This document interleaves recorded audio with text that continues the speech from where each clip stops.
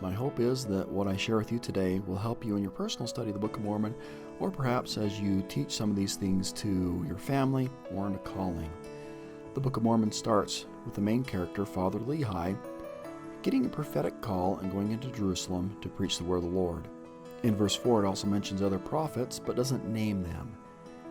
In my notes, in my scriptures, I wrote the following prophets who were there at the time of Lehi: Jeremiah, Habakkuk, Obadiah, Nahum, Zephaniah, and the bottom one, Uriah, are all in the Jerusalem area.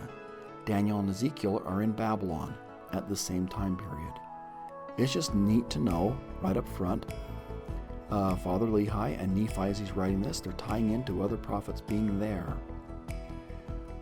One of the things that the Book of Mormon starts to teach is a way or a pattern to have a better relationship with God. It teaches how to make this connection in 3 different chapters: chapter 1, chapter 2, and then in chapters 10 and 11. This simple pattern starts off with someone listening to the prophet. Whether it's Lehi or Nephi or Sam, they all listen to the prophet at first and then offer a prayer of faith. They ask if what the prophet is saying is true, and the Spirit confirms it to their heart.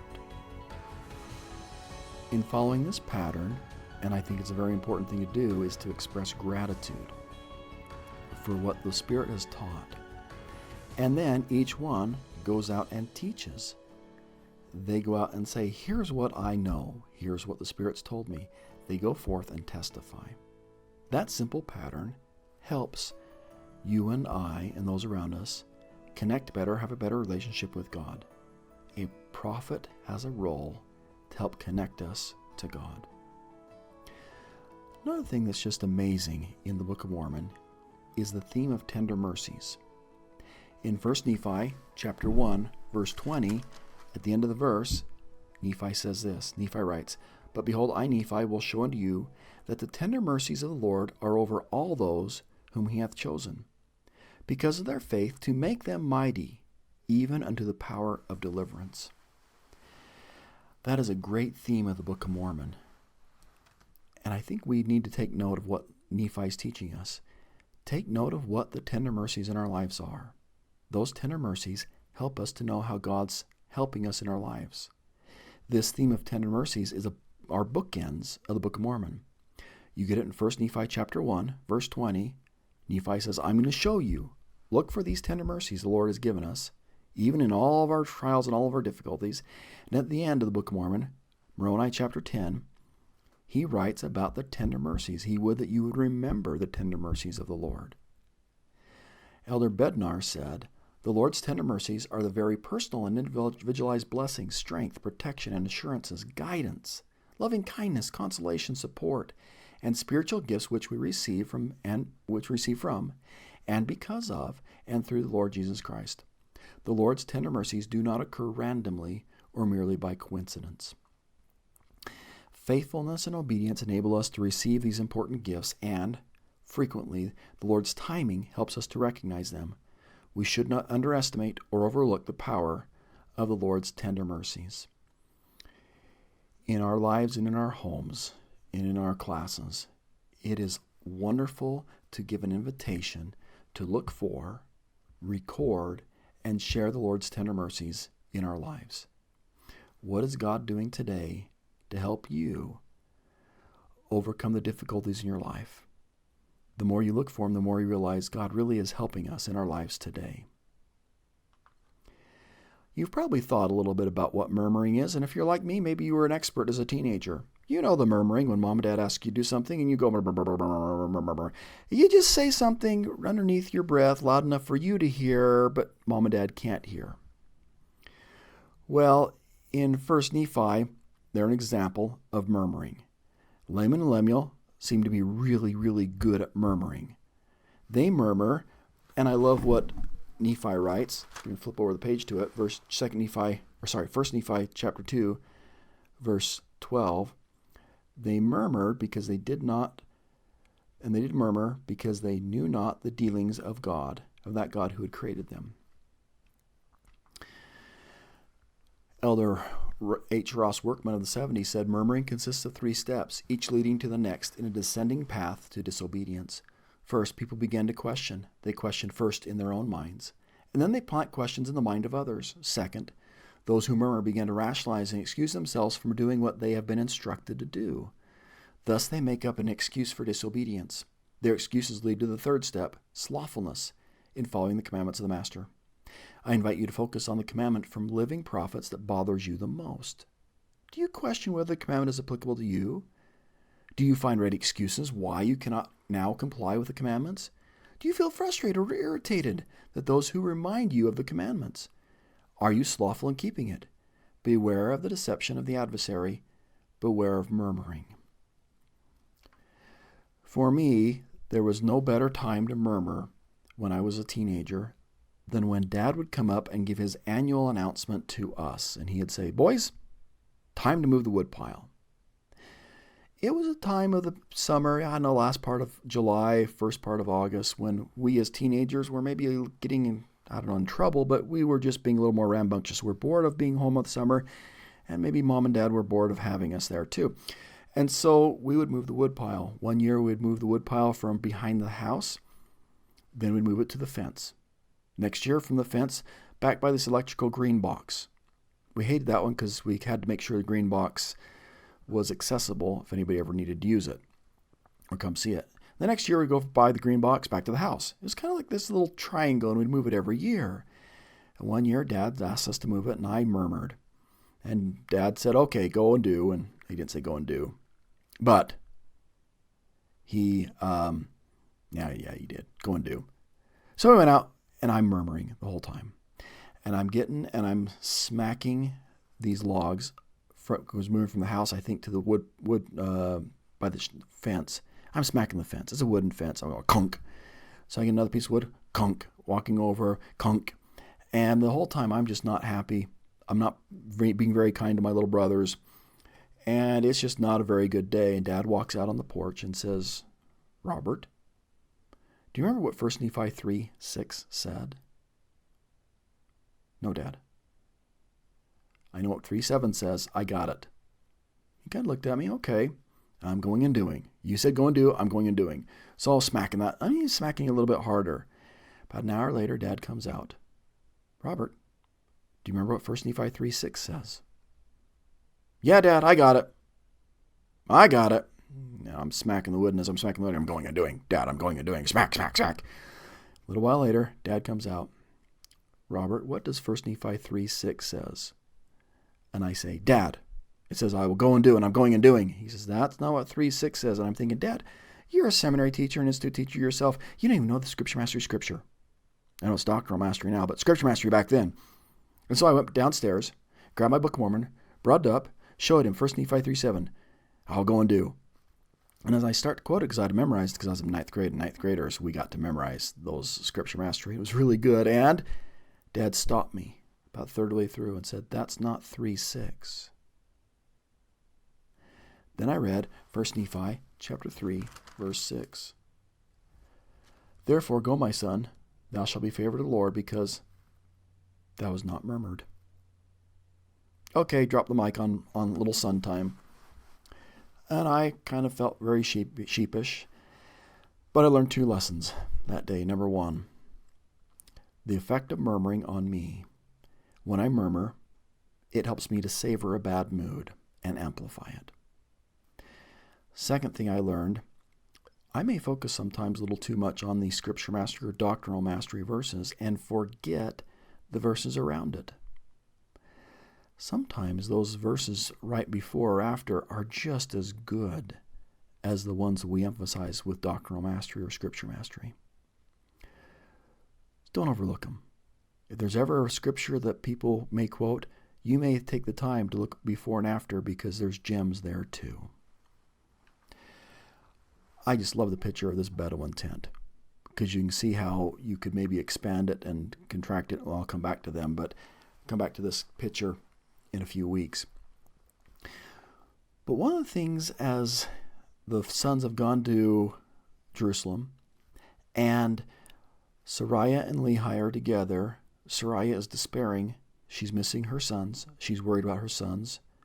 Her fear is helping her determine what she's thinking about, and she's afraid she's lost her sons. And in chapter 5, she complains about her husband.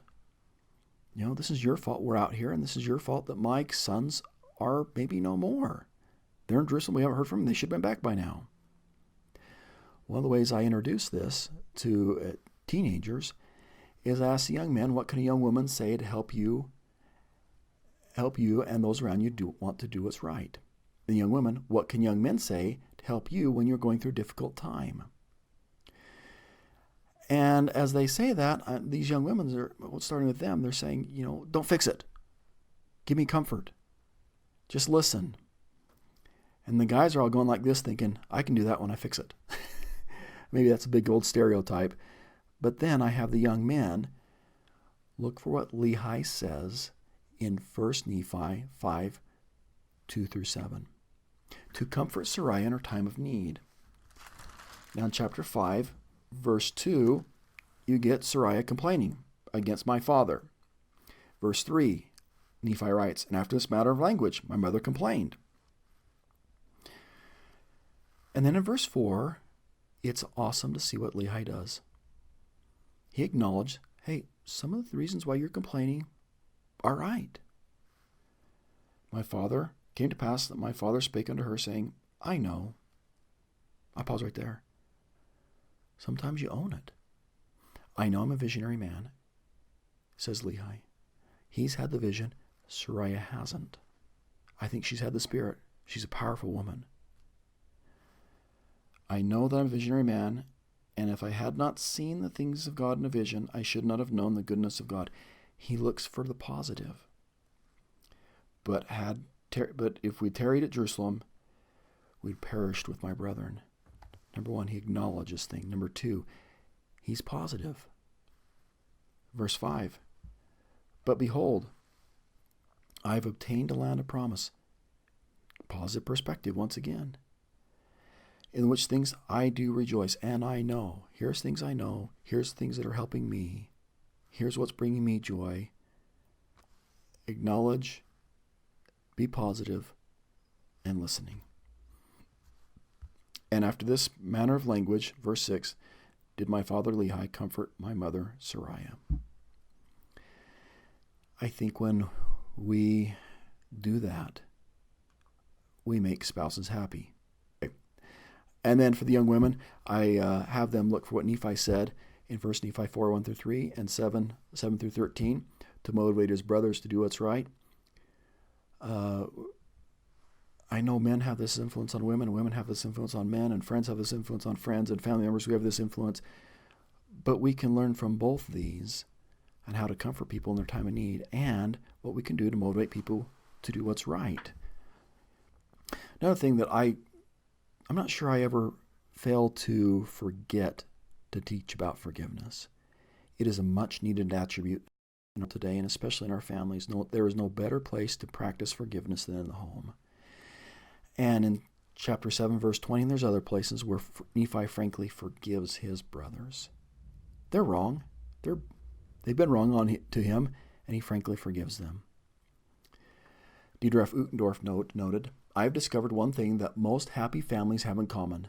They have a way of forgiving and forgetting the imperfections of others and looking for the good. Those in unhappy families, on the other hand, often find fault, hold grudges, and can't seem to let go of past offenses.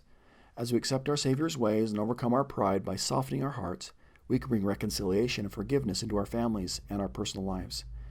God will help us to be more forgiving, to be first to apologize, even if something wasn't our fault, to lay aside old grudges and nurture them no more. How are we supposed to act when we are offended, misunderstood, unfairly or unkindly treated, or sinned against? What are we supposed to do if we're hurt by those we love, or passed over for promotion, or falsely accused, or have our motives unfairly assailed? Do we fight back? Do we revert to an eye for an eye and a tooth for a tooth? Or as Tevi says in Fiddler on the Roof, do we come to the realization that this finally leaves us blind and toothless? We can all be a little more forgiving. Great lessons from the Book of Mormon. I'm going to add one more. As the Book of Mormon videos have come out, it is a great opportunity for us to think about how we can more effectively use them in our homes. I taught an adult religion class and used a quote from Chad Webb to introduce it. The purpose of these videos really needs to help us to come closer to Christ. Chad Webb said this: "The single most important way we can help increase faith in the rising generation is to more fully place Jesus Christ at the center of our teaching and learning by helping our family come to know Him, to learn from Him, and to conscientiously strive to become more like Him." So if we're using these videos to bring our family, our class, ourselves closer to Christ, then I think they're being much more effective. It's good to show it, better or best, if we tie that, how we can come closer to Christ. So in my Class Institute class, I shared some things to do before a video, things to do during a video, and things to do after a video. Hopefully they're helpful for you. Before the video, you can provide a question or a prompt that focuses your family on what you believe is important in the video.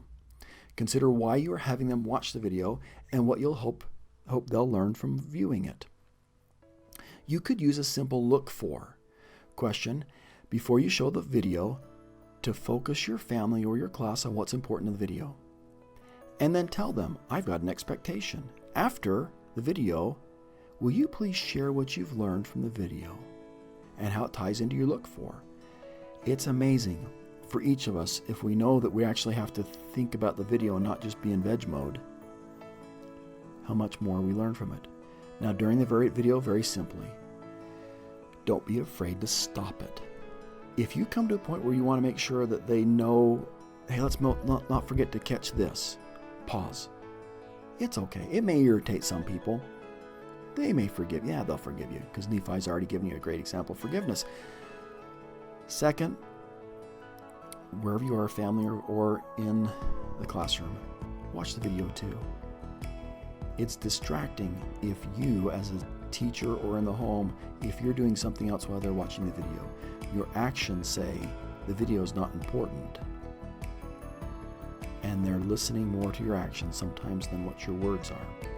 After the video, follow up after it by getting answers from your class or your family on the questions you look for. Here's what I want you to look for. Now, what did you see? Ask them to identify the doctrines or truths taught in the video. For a third bullet point, after identifying the principles taught in the video, ask how we could apply those principles in our lives. How does what is taught in the video clip strengthen our faith in Christ? What have we just learned that teaches us about the roles, character, and attributes of Christ? How did the video line up with the scripture account? And how you'd pictured it in your mind? That's always fun to do, just to see if they had it pictured a little bit different. Then you can go back to the scriptures and say, oh, hey, that video showed this really, really well. Or, wow, I thought Nephi would have had a beard too. Whatever it is that they thought. Now, today I've shared 5 things that I hope that can help you as you study the Book of Mormon and also teach this in your home or to friends or to family. We talked about a pattern that hopefully improves your relationship with God.